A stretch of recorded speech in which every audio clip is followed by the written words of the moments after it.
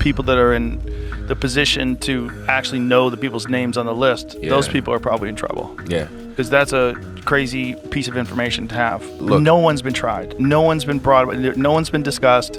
We know who went there. We know flight logs. No one talks about anything. There's no effort to prosecute. Even in death, the secrets of Jeffrey Epstein remain tightly guarded. But earlier this year, I spearheaded a Wired investigation that uncovered the data of almost 200 mobile phones belonging to visitors to his infamous peddling. The data was so precise, we were able to map the paths of these visitors to within centimeters, including their neighborhoods, buildings of origin, and the paths they took to get to the island. The Ellen situation. Yeah. You know, people found out that Ellen was mean, and all these people came out and said, Ellen's actually a bitch.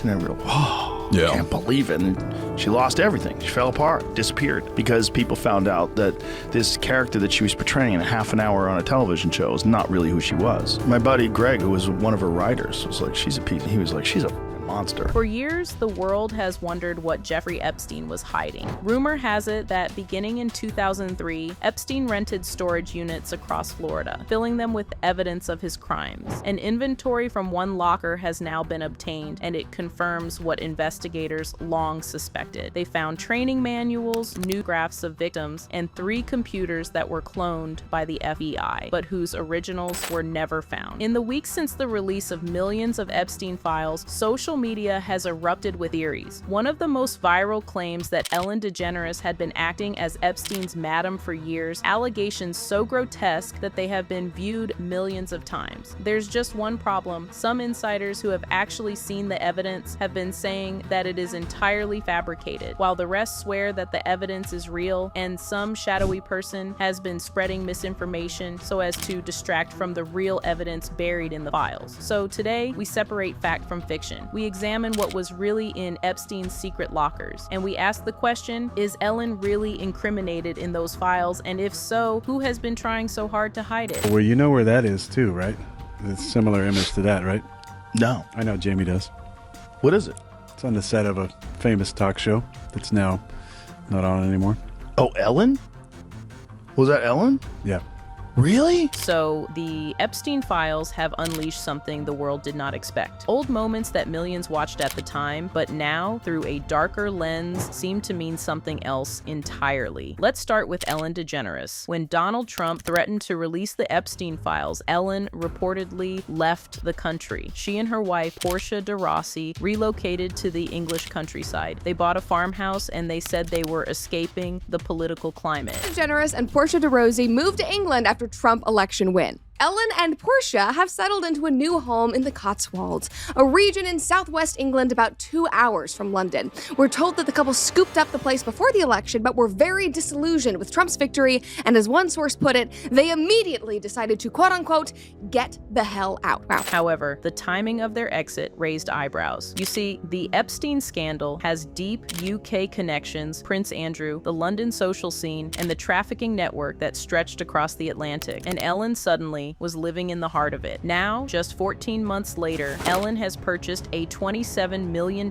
mansion in Montecito, California. Insiders say she's splitting her time between the UK and the US, but for those watching closely, the question lingers. Why leave so suddenly, and why come back just as quietly? That's when old clips from Justin Bieber's appearances on Ellen's show started to resurface. You see, for a long time, there have been rumors that Ellen has been allegedly acting as a madam for various high net worth individuals. Now, this was before the Epstein stuff had started going viral, so people couldn't put 2 and 2 together. And it is at this time that Justin and Ellen crossed paths. Now, at the time, these videos of Justin on Ellen's show seemed innocent, a teenager being playful with a beloved host. Now, viewers are watching them differently. They notice the discomfort, and the questions felt like prying. Now, here is the thing. Federal agents have finally opened Epstein's long-hidden safes from secret warehouses. Fresh emails allegedly implicate Ellen DeGeneres as a madam for powerful figures. These emails suggest she helped facilitate a young Justin Bieber's introduction to the British royal family in exchange for a UK home. One email even hints that Ellen's real reason for being in the UK is that she might be the king's long-hidden daughter, sparking rumors that the UK could be her true home. Now, the way Ellen's show was a major platform for Bieber's early career, at the exact time he was also spending time with Diddy. Diddy, of course, is now facing some of the most disturbing allegations in Hollywood history, and Bieber, according to insiders, is completely disgusted by what he's learning. A source told Us Weekly that Bieber is in a hard place mentally as the revelations unfolded. Conversations about party timings, about after parties, about who knew what and when, they all resurfaced. The social scene that connected Ellen, Epstein, Diddy, Bieber, and a web of other celebrities is now under a microscope. But here is the thing. Ellen has not been charged with anything. Her name appears in the files, yes, but in news clippings, in forwarded emails, not in confessions or criminal logs. But in the court of public reception, optics are everything. And the optics of Ellen's sudden departure, her quiet return, her old interviews with Bieber, her connections to Diddy, they form a pattern that millions are now examining. Now, as of a couple of weeks ago, Ellen DeGeneres is back, and she lives in Montecito, California. It is a place of manicured lawns and gated driveways where the ultra-wealthy disappear behind hedges and security cameras. Her neighbors include the likes of Oprah Winfrey, Prince Harry, and Meghan Markle. Now, little no piece of information is that Epstein's operation was very active in Montecito. You see, Epstein's power was never just about money. It was about access. Access to the powerful, access to the influential, access to people who could open doors that no amount of cash could unlock. And when you look at the overlapping circles, Hollywood, London, the royal family, the question becomes unavoidable. Where do the connections end and the coincidences begin? In 2019, Ellen and Portia were photographed at a Dallas Cowboys game. Sitting next to them, former President George W. Bush and his wife. The image went viral. Liberals were confused and conservatives were intrigued. Ellen addressed it directly. Here's the thing. I'm friends with lots of people who don't share the same beliefs that I do. She called for kindness across differences. That message of kindness and friendship across divides was Ellen's brand. It was the foundation of her public image. But in light of everything since, some have noted the irony. Some of her friends, after all, have gone on to become convicted criminals. In August 2025, former writer Greg Fitzsimmons came forward with a different portrait of Ellen. He described her as rough and difficult to work with, recounting psychological tactics she allegedly used in the writer's room. I was a producer on the Ellen DeGeneres show, won 4 Emmys.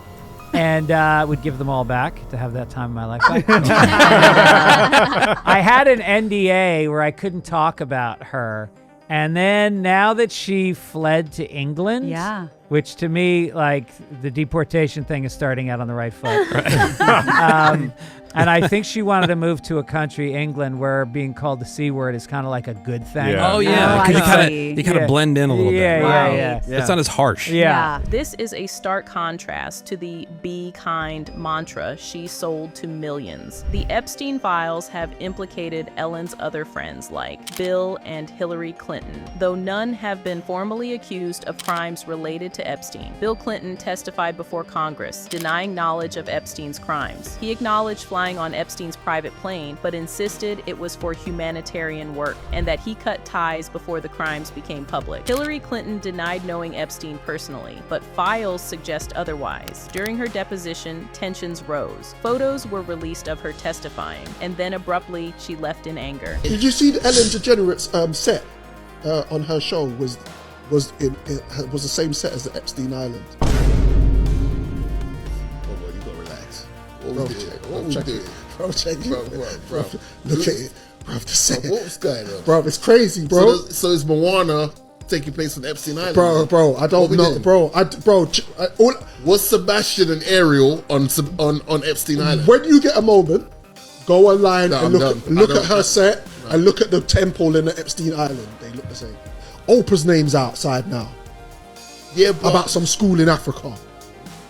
Ellen DeGeneres just moved to England last year, and apparently she's escaped because started popping off. Now let us be absolutely clear about one thing before we go further. Ellen DeGeneres has not been charged with any crime related to Jeffrey Epstein. There is no evidence linking her to witness testimony placing her at illegal events. No document in the millions of released pages that names her as a participant in a criminal thing. And yet, the public's trust in elite media and social circles is eroding faster than any fact check can keep up. Social media has become a fever swamp of speculation. Posts making extreme and graphic accusations, including bizarre claims of linked to Epstein's Hollywood elite circle, circulate by the millions. These allegations are unproven, but they are also a symptom of deep mistrust, a symptom of a public that has watched powerful people escape accountability for decades and now sees conspiracy in every shadow. Take a seemingly innocent moment, Ellen at the Oscars, handing out pizza to hungry stars. At the time, it was a lighthearted gag, a celebrity moment captured for entertainment. Now, conspiracy theorists have connected it to the Pizzagate era, a dark, debunked theory that still haunts corners of the internet. What if in 2014 at the Oscars, they did a live auction for young people right in front of our noses, and all we did was laugh? Listen to this, and if you know, you know.